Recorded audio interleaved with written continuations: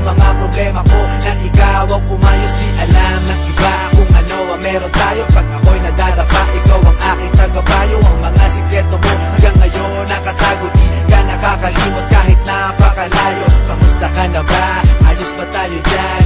Sana minsan maalala kung mapadaan, ito ang tunay na kaibigan. Maaasahan kung kailangan ng sandalan. Di ko malimutan ang lahat ng naranasan, mga luha at tawanan ating pinagsasaluhan. At ngayon, lumipas na ang panahon, di na tayo tulad noon. Nagbago lang lahat.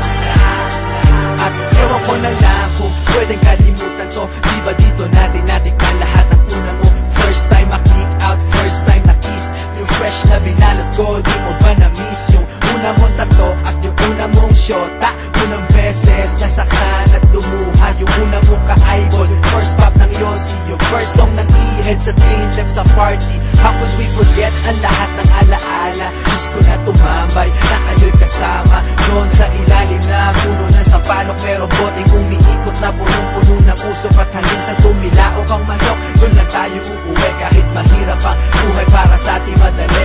Araw-araw nakatambay at wala kang problema. Kung may pera o wala, tayo'y magkakasama. Di ko malimutan ang lahat ng naranasan, mga luha at tawanan ating pinagsasaluhan. At ngayon, lumipas na ang panahon, di na tayo tulad noon. Nagbago na lahat.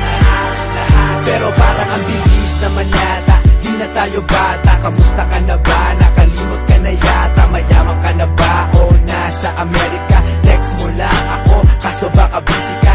Asa na ang tropa? Pwede simulan na to. Parang basketball, yung Hinebra na minis ko to.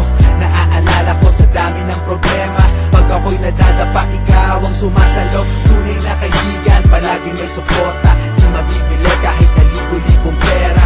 Meron o wala, nandiyan lagi pag kailangan mo. Salamat sa lahat ng kwentuhan na minis ko to. Di ko malimutan ang lahat ng naranasan, mga luha at tawanan ating pinagsasaluhan. At ngayon, lumipas na ang panahon, di na tayo tulad noon. Nagbago na lahat.